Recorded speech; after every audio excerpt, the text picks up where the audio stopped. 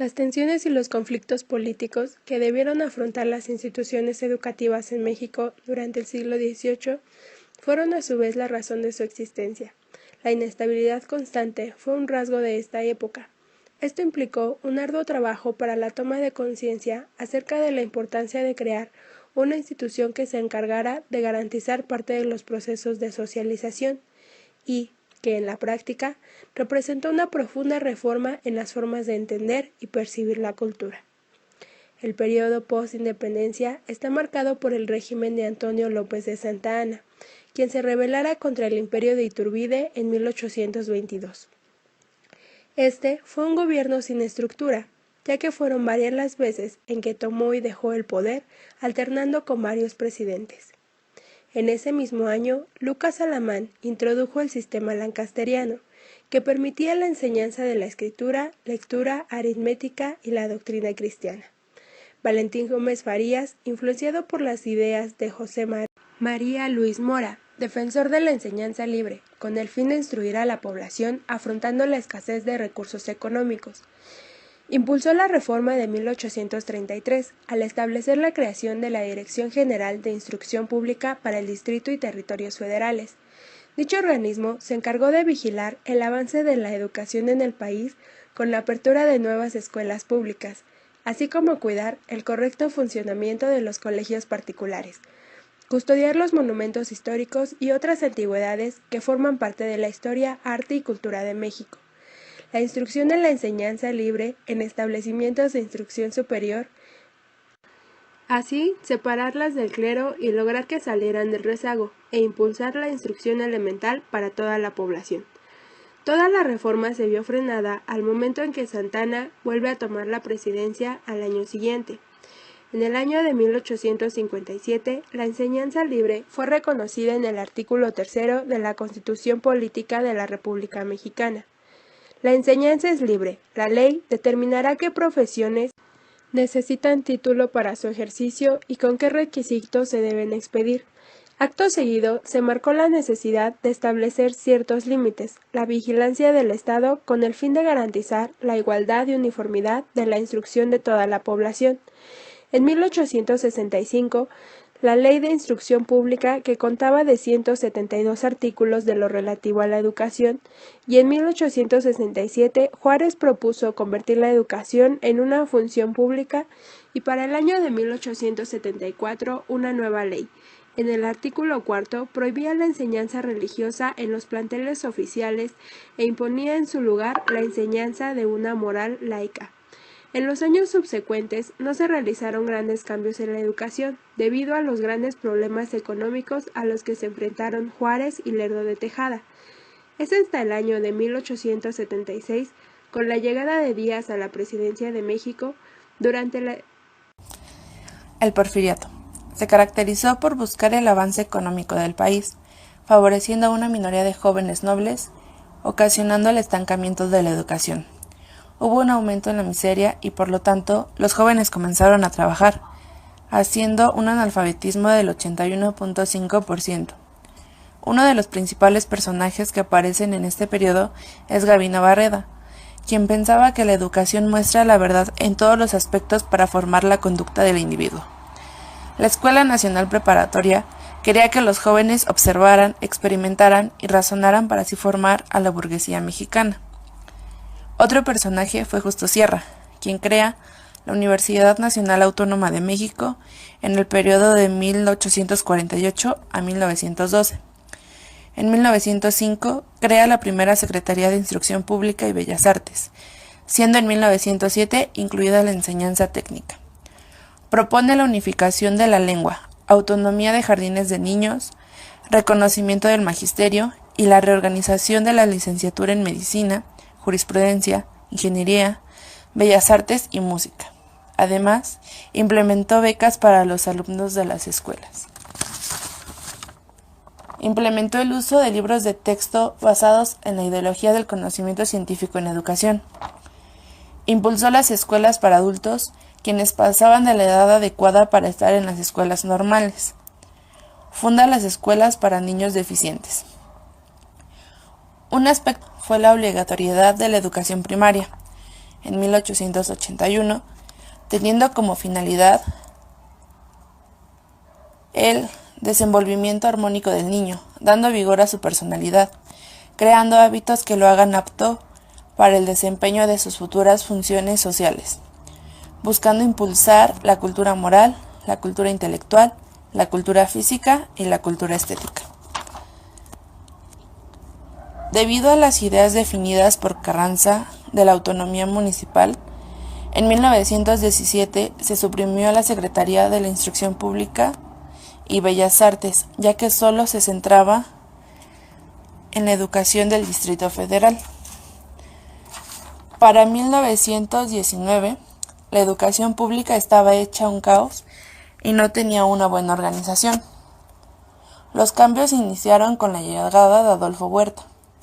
Primero se le otorgó al departamento universitario toda la función educativa que tenía el gobierno del Distrito Federal. Mientras se acordaba el proyecto de la Secretaría de Educación Pública, José Vasconcelos asumió la rectoría de la universidad. Vasconcelos inició el reparto de desayunos escolares y llevó a cabo la nueva estructura departamental de la Secretaría de Educación. El departamento escolar, que iba desde el jardín de niños hasta la universidad. Departamento de las bibliotecas con libros de apoyo y Departamento de las Bellas Artes, y más tarde se les agregó el Departamento Indígena y el de Analfabetismo. Dentro de su discurso, José Vasconcelos hablaba de la vinculación entre la educación y realidad social, donde se buscaba un trabajo productivo y de utilidad. El 3 de octubre de 1921, se crea oficialmente la Secretaría de Educación Pública, encargada de José Vasconcelos, y en esta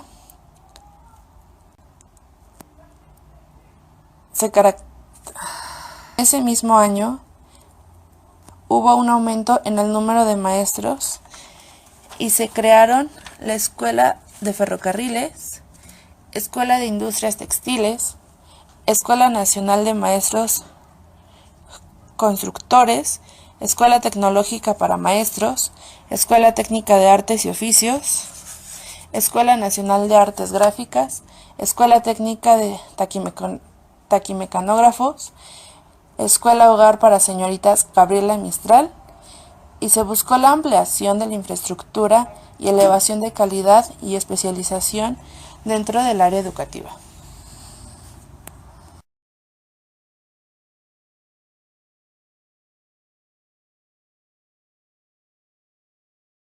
Periodo de 1931 a 1940. El secretario de Educación en ese momento era Narciso Bassols, el cual introdujo diversas reformas en la enseñanza media. Bassols decía que los universitarios, cualquiera que fuera el punto de partida de sus estudios, tenían que convergir en el último escalón. En cuanto a los técnicos, estos debían seguir líneas de conocimiento que no se confunden en síntesis superior. Bassols decía que los hombres de escuelas técnicas eran hombres de especialidad concreta y definida. Implicaciones para la política educativa. Era considerar que la universidad necesitaba elaborar en sus educandos un pensamiento filosófico de la generalidad. Se impuso una educación preparatoria de tipo peculiar. Reclamaba el conocimiento de todas las ciencias. Durante el sexenio presidencial del general Cárdenas, se dio un nuevo impulso a la educación de los trabajadores y campesinos. El 61% de los incrementos que experimentó la matrícula en educación media durante la década de 1931 a 1940 fue atribuible al establecimiento de escuelas expresamente destinadas a la educación obrera y a la preparación de maestros rurales. Cárdenas desarrolló una importante labor tendiente a consolidar un sistema de enseñanza técnica especialmente destinada a los hijos de los trabajadores. Hacia el fin de la década de los años 40 se fundaron los dos primeros institutos tecnológicos regionales, en Celaya, Guanajuato y Durango, Durango. En 1950 se estableció en el Instituto Politécnico Nacional una comisión de estudios de los institutos tecnológicos foráneos, con el fin de planificar el desarrollo de estos centros. En el periodo de 1941 a 1970, Manuel Ávila Camacho, a su llegada a la presidencia, representó la introducción de importantes cambios en el modelo de sociedad que el Estado consideraba deseable. En este contexto, se inició un periodo de rápida expansión escolar, que se orientó a satisfacer las aspiraciones de las clases medias urbanas y las necesidades del incipiente desarrollo económico del país. Durante este periodo se dictaron diversas medidas tendientes a mejorar la funcionalidad de la enseñanza media, diversificar las instituciones que la imparten y utilizar tecnologías educativas más intensivas de capital. Desde 1957, casi la totalidad de las escuelas preparatorias de carácter académico adoptaron el plan de estudios propuesto por la Asociación Nacional de Universidades e Institutos de Enseñanza Superior. De 1958 a 1964 se había determinado la necesidad de unificar los currícula de diversas ramas que integran el ciclo básico de la enseñanza media de manera que todas tuviesen al mismo tiempo la calidad de enseñanzas propedéuticas. En 1958 fue creada la Subsecretaría de Enseñanza Técnica y Superior, en la cual quedarán integradas la Dirección General del Instituto Politécnico Nacional de Educación General de Enseñanza Técnica Industrial y Comercial y la Dirección General de Enseñanza Superior e Investigación Científica. En 1962 fue creado por convenio de la UNESCO el Centro Nacional de Enseñanza Técnica Industrial. En 1963 se establecieron los primeros centros de capacitación para el trabajo agrícola y para el trabajo industrial. Durante 1964 a 1970 fue propuesta la necesidad de unificar los planes de estudio de las escuelas preparatorias técnicas y de las de carácter académico. Sin embargo, a lo más que se llegó fue introducir algunas materias humanísticas en las ramas técnicas y determinadas actividades tecnológicas en las escuelas preparatorias tradicionales. En 1964 fueron establecidas las escuelas normales para la capacitación en el trabajo industrial y para la capacitación en el trabajo agropecuario. En 1965, la Asociación Internacional de Universidades definió la autonomía. En el gobierno de Luis Echeverría existió una reforma curricular que implementó el estudio de las ciencias naturales y sociales. Fue por ello que hubo una nueva elaboración de libros de texto. Con apoyo a esta implementación, en 1970 se crea el Consejo Nacional de Ciencia y Tecnología, CONACYT. Además de que también se crearon diversas instituciones de nivel medio superior debido a la demanda que existía por medio de la obligatoriedad de la educación primaria. Las principales instituciones a nivel medio superior que fueron fundadas durante este sexenio son el Colegio de Ciencias y Humanidades y el Colegio de Bachilleres, por mencionar algunos, así como la creación de instituciones de nivel medio superior.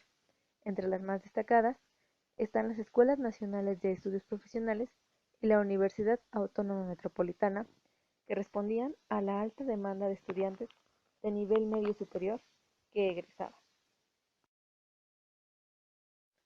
En el gobierno de José López Portillo, el secretario de Educación, Porfirio Muñoz Ledo, elaboró el Plan Nacional de Educación 1976-1982.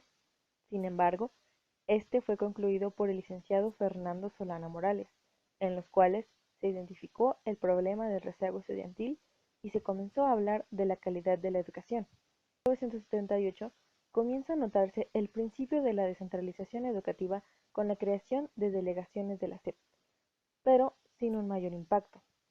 En este mismo año se funda el Colegio Nacional de Educación Técnica, CONALEP, y la Universidad Pedagógica Nacional. En 1981 se crea el Instituto Nacional para la Educación de los Adultos. De Miguel de la Madrid, es importante mencionar que México tuvo una de las peores crisis económicas, así como el terremoto de 1985. Es por ello que en ese sexenio no hubo un gran cambio en la educación. Las políticas educativas que se encontraban establecidas en el Programa Nacional de Educación, Cultura, Recreación y Deporte 1984-1988 tenían como fin elevar la calidad a partir de la formación integral de docentes, racionalizar el uso de recursos y ampliar el acceso a servicios, vincular educación y desarrollo, regionalizar la educación básica y normal, y desconcentrar la superior, mejorar la educación física, el deporte y la recreación, y hacer de la educación un proceso participativo. En el gobierno de Salinas de Gortari, las políticas del Programa de Modernización de la Educación 1989-1994 hablaban sobre las ideas generales de modernización en cuanto al terreno educativo. El gobierno de Salinas se caracterizó por tratar de incorporar a México al grupo de países altamente desarrollados, por ello que se implementa la educación basada en competencias. En 1939, Salinas de Gortari deja el CENTE en manos del Bester Gordillo.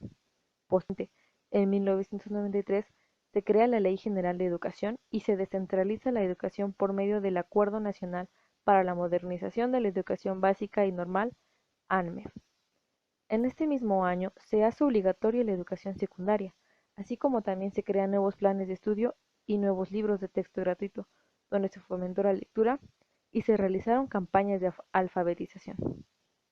En 1994 se crea el Centro Nacional de Evaluación para la Educación Superior, Ceneval, y surge el Programa para el Mejoramiento del Profesorado, así como también se implementa el Programa de Carrera Magisterial. En el gobierno de Ernesto Zedillo se implementa el Programa de Desarrollo Educativo 1995-2000 con la consigna de la educación al servicio del desarrollo, donde se sustentan principalmente tres políticas relativas a la educación básica, la de adultos y la media superior y superior. En 1995 se crea el Programa Nacional para la Actualización Permanente de los Maestros de Educación Básica en Servicio, con sus siglas PRONAP. Hubo una reformulación de programas y planes de estudio, donde se hizo énfasis en la educación de calidad, y en 1996 se creó el Sistema Nacional de la Evaluación. En el mandato de Vicente Fox se presenta el Programa Nacional de Educación 2001-2006, donde se habla del programa de escuelas de calidad con la implementación de la enciclomedia. Se promueve el Programa Nacional de Becas y Financiamiento PRONAVES. En el año 2002 se crea el Instituto Nacional para la Evaluación de la Educación, INEE, mientras que en el año 2003 se hace obligatoria la educación preescolar, así como también se modifica el artículo 31 para establecer que es responsabilidad de los mexicanos hacer que sus hijos menores de 15 años acudan a las escuelas para recibir una educación de nivel básico. Por último, en 2006 se aplicó la Reforma Integral de Educación Secundaria, RIES, el cual estableció cambios totales en los contenidos y un plan para balancear las asignaturas. En el sexenio de Felipe Calderón, las políticas educativas se encontraron en el Programa Sectorial de Educación, donde se promovió la Alianza por la Calidad de la Educación. Incorporó el bachillerato en la prueba enlace, además de la alineación de los planes y programas que se imparten al marco curricular común, que establece la reforma donde se impulsó la educación por competencias. De manera, se incorporó el idioma inglés como segunda lengua en los planes de estudio de los 3 niveles de educación básica. Se impulsó a la educación cívica y ética, reincorporando los libros de civismo en las primarias. Como último acontecimiento,